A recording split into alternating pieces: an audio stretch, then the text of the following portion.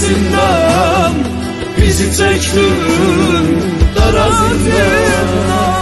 Biri de bağlı kapların şüvalandı, burada da kapısı bağlılar çalandı. Yar emire gözüne ne çare kılsın, yağlı kapılar aç yüreğim açılsın. Sen açılır akşam gözlüyürsen, akşam olur zübhədək izləyirsən. Gözüne yuxu getmeyen insanlar, derdine derman gezen oğlanları.